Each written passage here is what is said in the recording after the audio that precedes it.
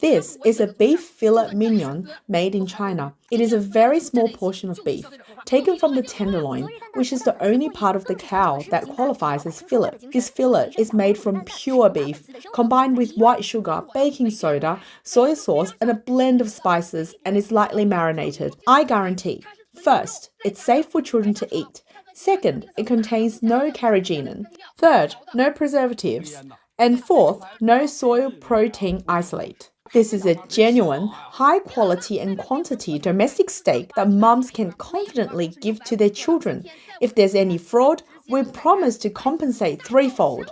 The video features a live streamer known as Dandan, a prominent figure under China's leading multi-channel network company, Xinhuang Group. She is also a protege of Simba, a well-known influencer. As Xinhuang's top host with over 100 million followers, Dandan's endorsements drive many fans to place orders during her live streams. In one such stream, a consumer purchased a so-called filet steak. She later filmed the product after unboxing it, describing its state. The steak can be squeezed with your hands to release water, and the blood-like liquid gives off a foul stench. It doesn't resemble meat at all because it is easily torn apart. It feels like old cotton padding, utterly disgusting. The consumer further stated that they just want to ask everyone, can such a steak marketed as safe for children be sold in good conscience? Another victim also bought the steak for her child.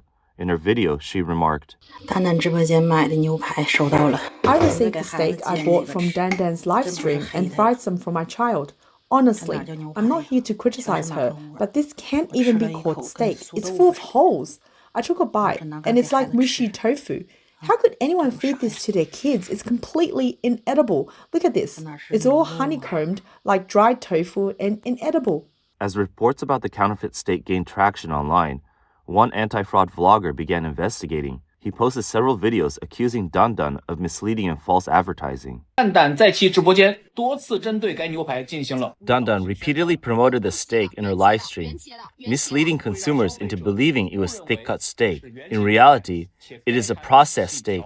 The ingredient list did not disclose additives like water retention agents, stabilizers, or acidity regulators, which violates Article 67, Lines 7 and 9 of the Food Safety Law.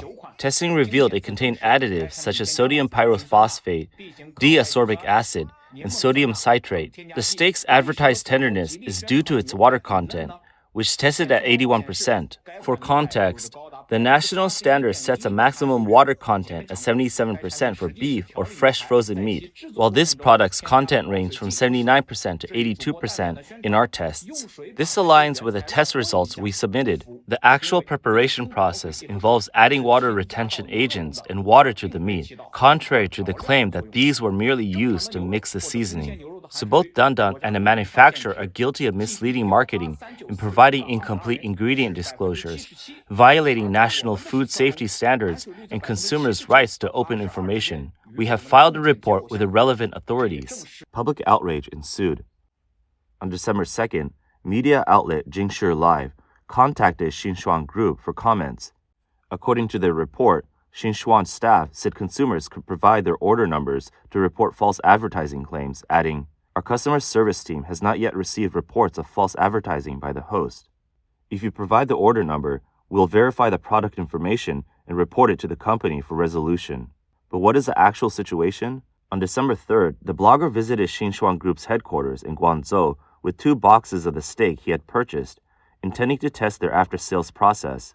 He was made to wait outside for over 17 hours, from the previous afternoon until the next morning, with staff repeatedly giving excuses. After 22 hours of waiting, and with police intervention, this vlogger finally met with the company's after-sales personnel. However, the reception was shocking. You absolutely cannot film me. Remember that. I can film you. Absolutely not. I can film you. Absolutely not. Consumers who purchase the steak product, please pay attention. Let's work together to seek a lawful resolution. I can also show you some feedback from other customers. You can take a look at this yourself. These are all customer reviews. This is the worst product I've ever bought. I have no idea where these good reviews come from. Never seen beef like this before. I feel like throwing up after eating it. What is this stuff? The steak promoted by Dandan was advertised with an exceptionally clean ingredient list. Why was it clean? Because food additives were concealed. The promotion emphasized a clean ingredient list, targeting parents who wanted a safe product for their children. However, consumers reported that their children said the steak had no meat flavor and felt like biting into a sponge. Despite his efforts to meet with the company's after-sales team, no further statements or compensation for consumers have been provided to date. Furthermore, Jingshi Live contacted the steak's manufacturer, Shandong Zhuoyue Food. A representative stated that they would investigate the ingredients of the implicated steak and have their quality control team verify the findings. If the ingredient list indeed omitted the food additives detected by the vlogger, they would make improvements and update the labeling.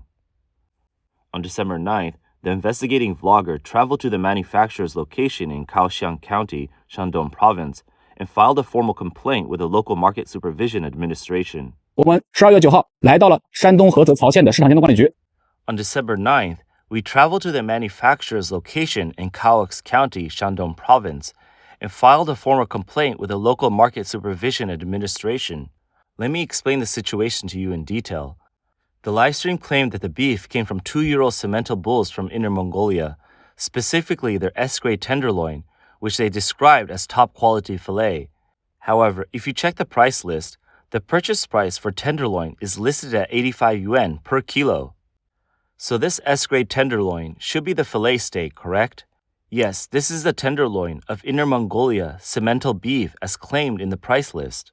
Fillet steak, made from 2-year-old cemental bulls from Inner Mongolia, specifically the tenderloin, not leg meat.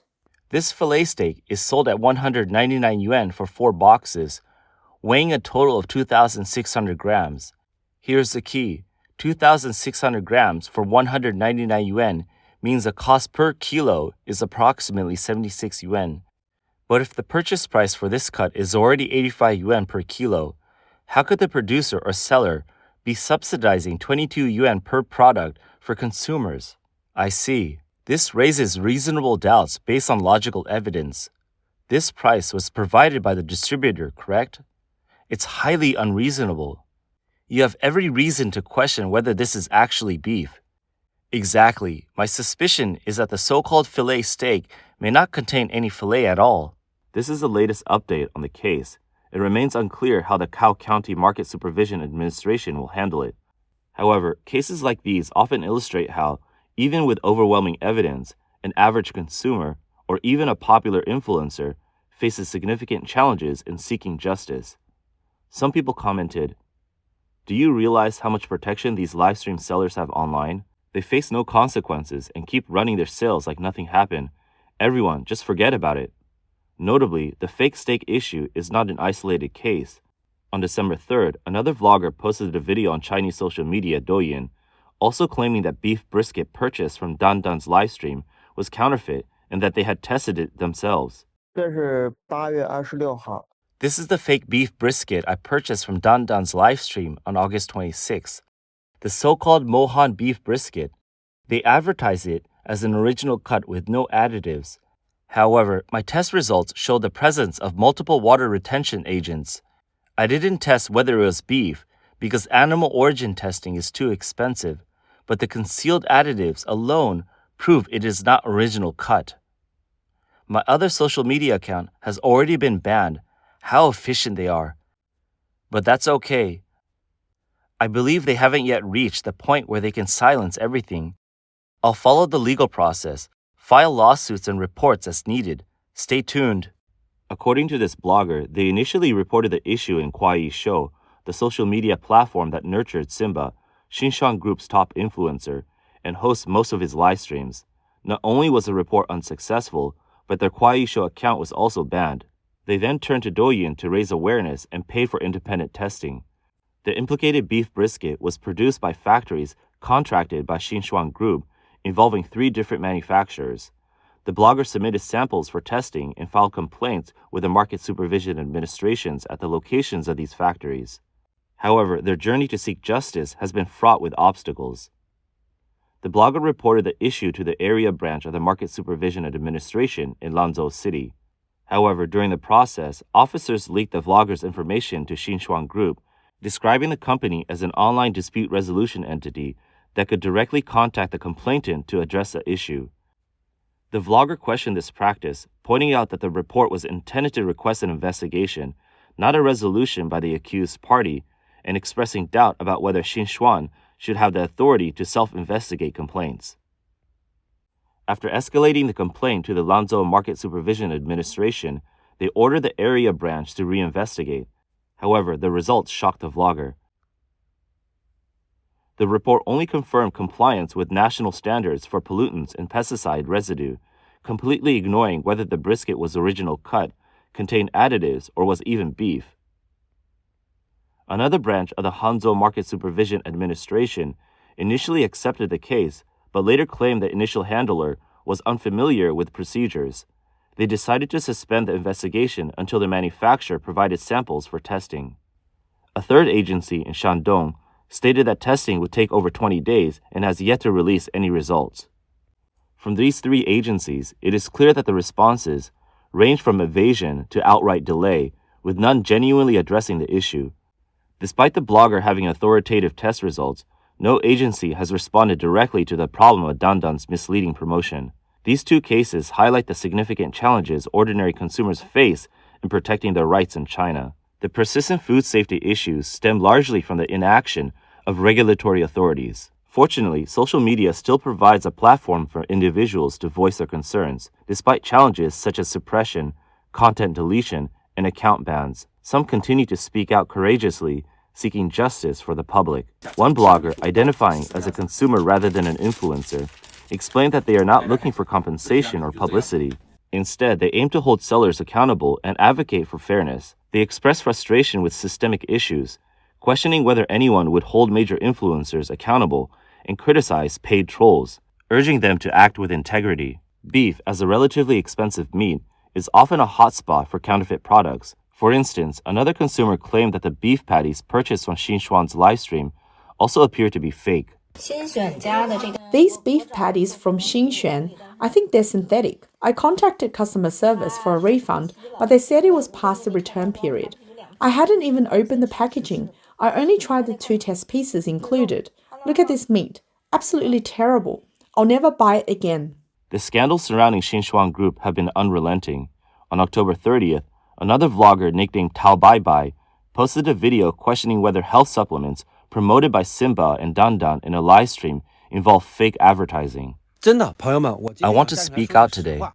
Haven't we all seen these big influencers selling products worth millions or even billions in a single live stream? Take Simba on Kuai's show as an example.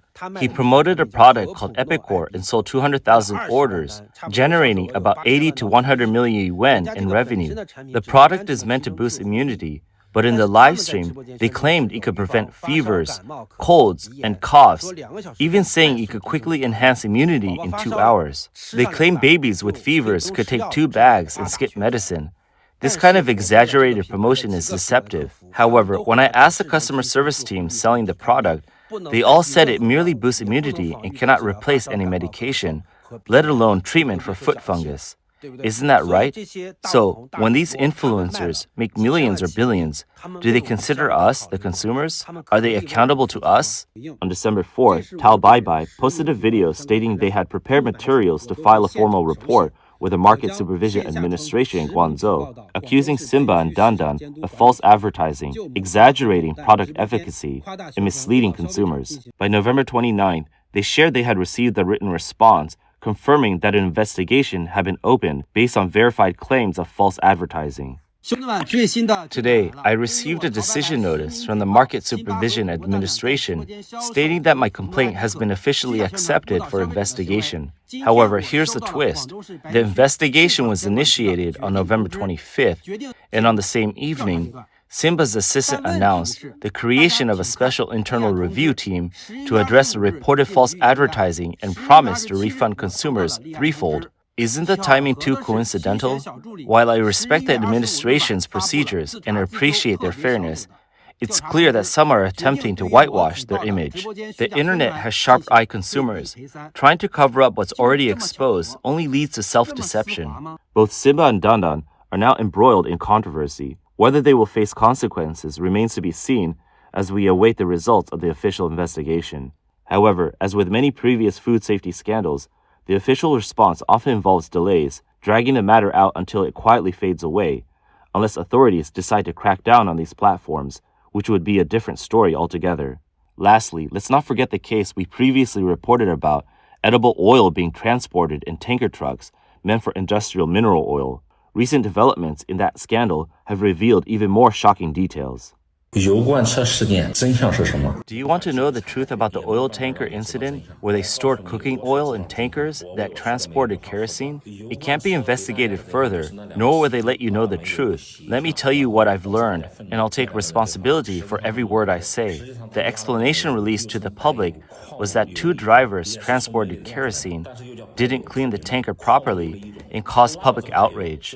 They were punished for this negligence. But that's not the real story. What they actually transported was white oil, also known as mineral oil, which is a transparent byproduct refined from coal. This white oil was meant to be mixed with peanut oil. Why would they clean the tankers when the oil was intended for blending? Why mix it, you ask? Let me explain.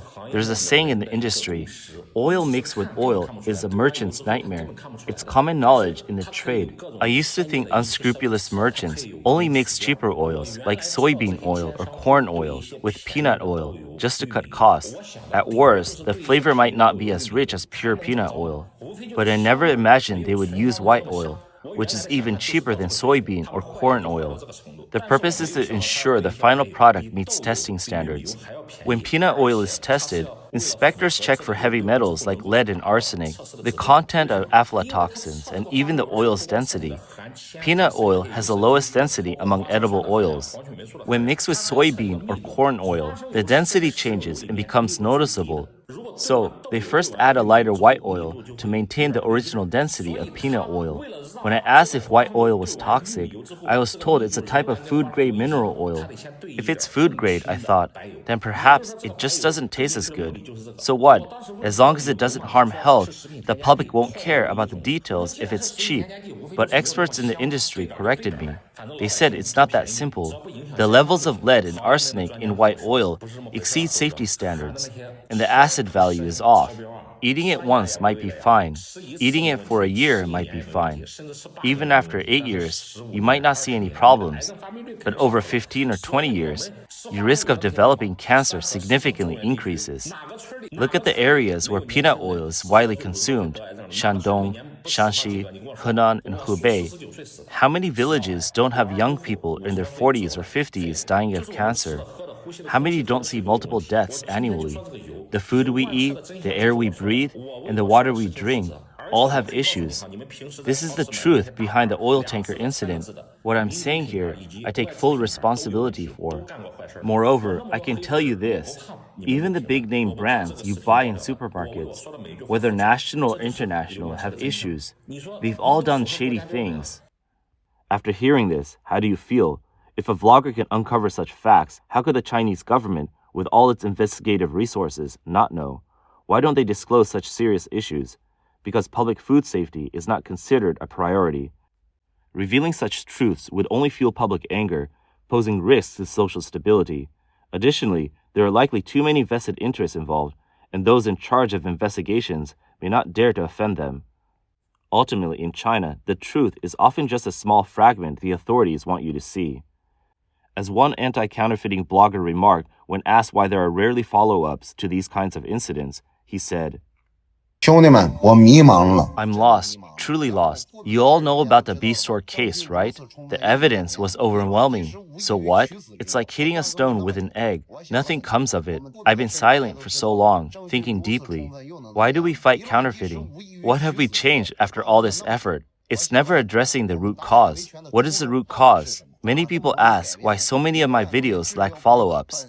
Do you think I don't care about the outcome of the evidence I risk my life to gather? For example, counterfeit pork, dead pigs processed for sale. To gather evidence, we spent nights squatting in cesspools, lying in garbage bins, and climbing trees, staking out for over 10 days. Even when the Agriculture Bureau, Market Supervision Bureau, and Public Security Bureau mobilized hundreds of people and caught dozens at the scene, most of them were later released. There's barely any follow-up.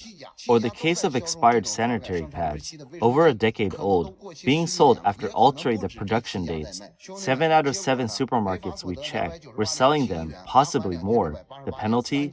A fine of 2,688 yuan for illegal profits of 298 yuan, only a net fine of 2,000.